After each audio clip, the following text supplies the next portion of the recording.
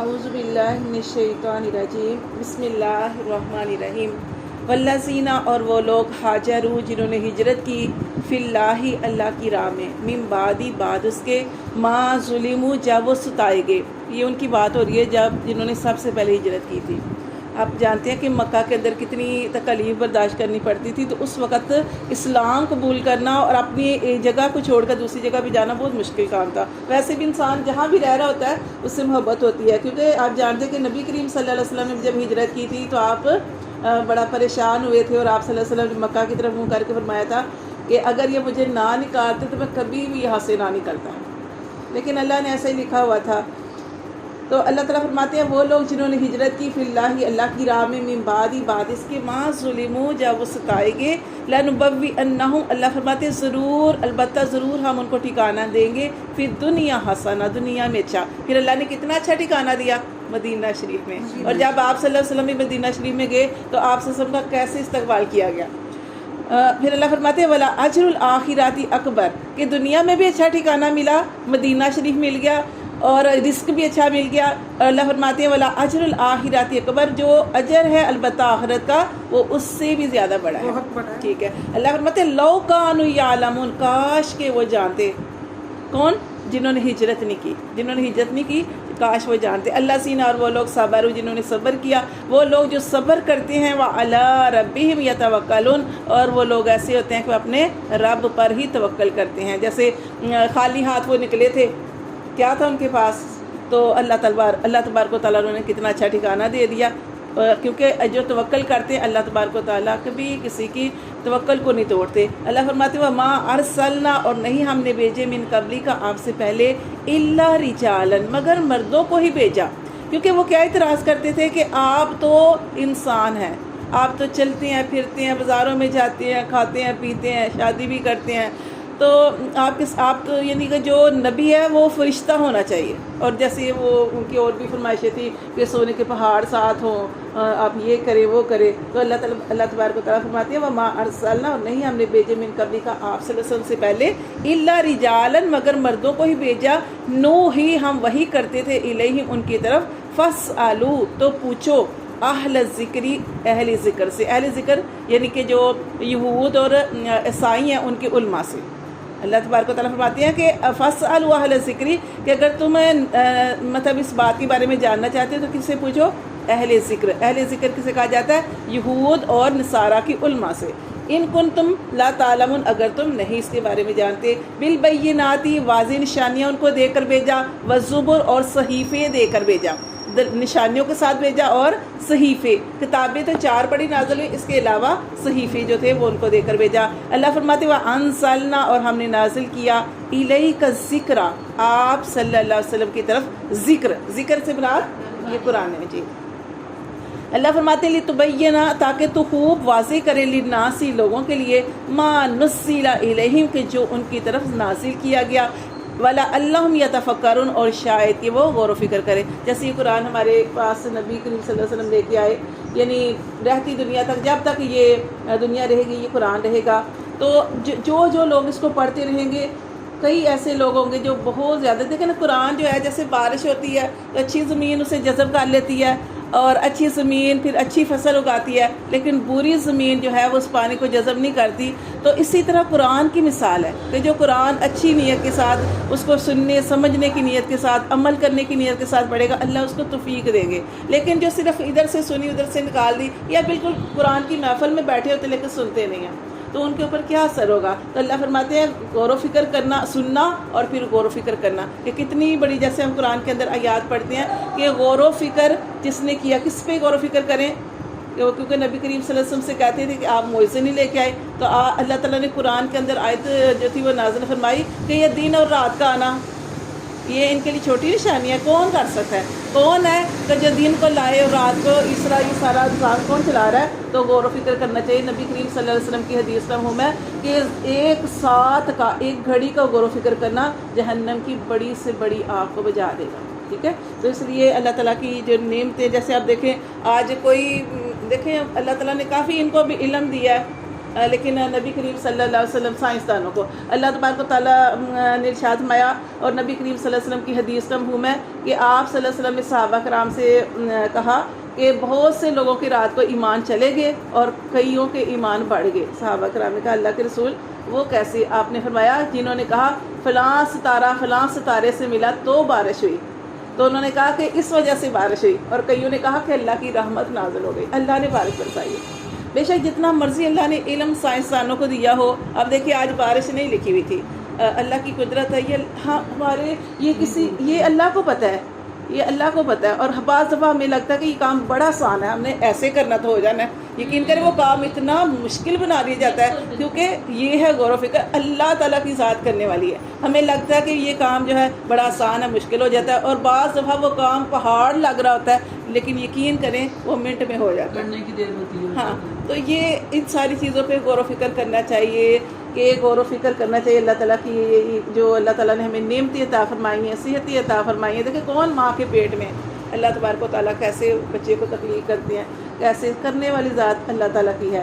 تو اللہ فرماتے افا امین الذین، کیا وہ بے خوف ہو گئے، کیا وہ نڈر ہو گئے وہ لوگ مکر السیئات، جنہوں نے برے مکر کیے، جنہوں نے بری تدبیریں کی، وہ کیا وہ نڈر ہو گئے ہیں، بے خوف ہو گئے ہیں؟ این یخسف اللہ، اللہ فرماتے ہیں اللہ چاہے تو ان کو دنسا دے بہم الارض، ان کو زمین میں، او یاتیہم العذاب، یا ان کے اوپر لے آئے عذاب، من حیث، ایسی جگہ سے، لا یشعرون، جہاں سے وہ شعور بھی نہیں رکھتے، یعنی انسان کی چالیں کچھ کام نہیں آتی۔ اب دیکھیں نبی کریم صلی اللہ علیہ وسلم کے بارے میں چالیں چلتے تھے کہ آپ صلی اللہ علیہ وسلم ایک غزوے سے آ رہے تھے، تو انہوں نے کہا کہ ان کو پتہ چلا کہ آپ صلی اللہ علیہ وسلم واپس آ رہے ہیں، تو انہوں نے آدمی کھڑے کیے ہوئے تھے کہ آپ صلی اللہ علیہ وسلم یہاں سے گزریں گے تو پتھر گرا دیں گے، آپ صلی اللہ علیہ وسلم شہید ہو جائیں گے، لیکن اللہ تعالیٰ نے آپ کو بذریعہ وحی آگاہ کر دیا۔ آپ اسی طرح آپ صلی اللہ علیہ وسلم کے بارے میں کتنی چال چلی کہ آپ کے گھر کے باہر ہر ایک میں سے، ہر جو کیا کہتے ہیں فرقے میں سے انہوں نے آدمی کھڑے کیے تاکہ کسی ایک فرقے کے اوپر الزام نہ آئے، تو لیکن اللہ تعالیٰ نے آپ صلی اللہ علیہ وسلم کی کیسے حفاظت فرمائی۔ اللہ فرماتے ہیں انہوں نے اور بھی بہت زیادہ، یعنی ہر طرح سے چالے چلتے تھے، کبھی کہتے تھے کہ آپ صلی اللہ علیہ وسلم کو ہم شہید کر دیں، قید کر دیں، یہ کر دیں، وہ کر دیں۔ اللہ فرماتے ہیں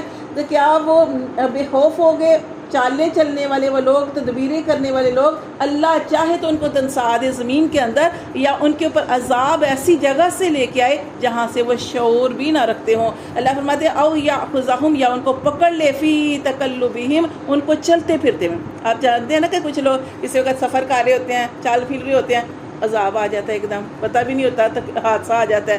اللہ فرماتے ہیں یاخذہم، یا پکڑ لے ان کو فی تقلبہم، ان کو چلتے پھرتے میں، فما ہم بمعجزین، پھر وہ نہیں عاجز کر سکتے، جو تکلیف آ گئی اس سے بچ نہیں سکتے۔ او یاخذہم، یا ان کو پکڑ لے اللہ تخوف، خوف کی حالت میں۔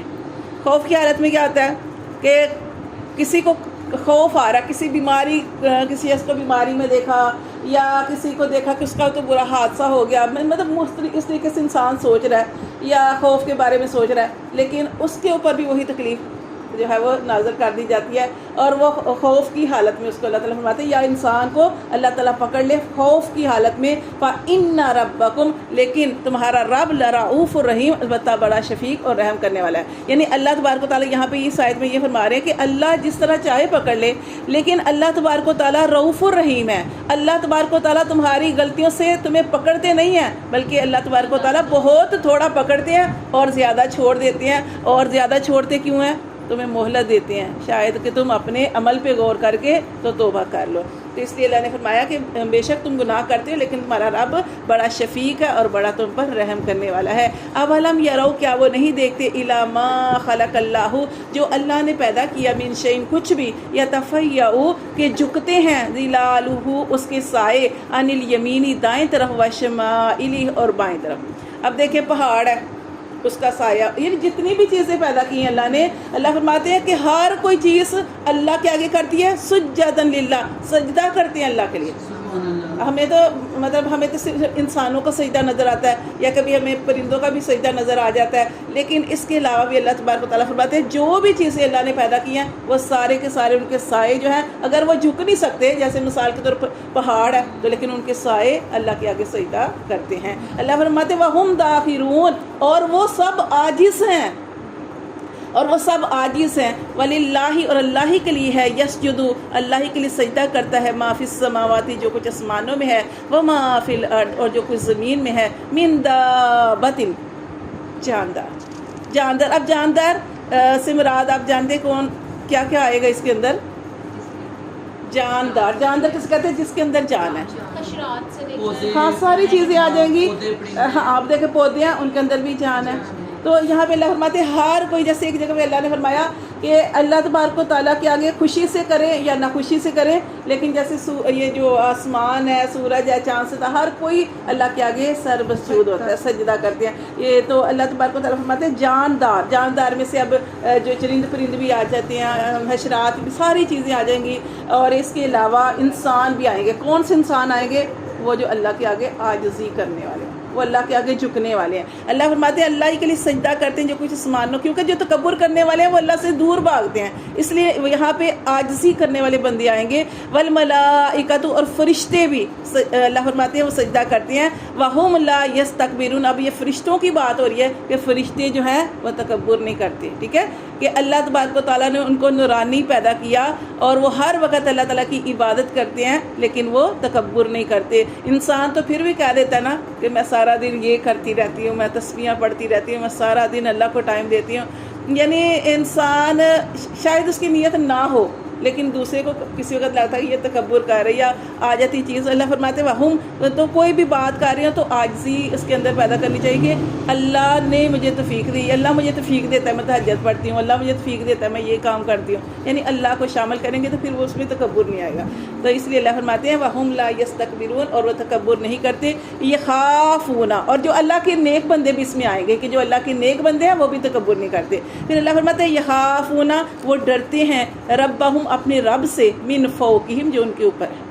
ٹھیک ہے، تکبر نہیں کرتے اور ڈرتے ہیں اپنے رب سے جو ان کے اوپر ہے. وَيَفْعَلُونَ مَا يُؤْمَرُونَ، اور وہ کرتے ہیں جو ان کو حکم دیا جاتا ہے. یہ فرشتوں کی بات ہو رہی ہے، فرشتوں کی یہ تعریف ہو رہی ہے کہ وہ تکبر نہیں کرتے اور ڈرتے ہیں اپنے رب سے جو ان کے اوپر ہے، اور وہ کرتے ہیں جو ان کو حکم ملتا ہے اللہ کی طرف سے، اس کو پورا کرتے ہیں. صدق اللہ.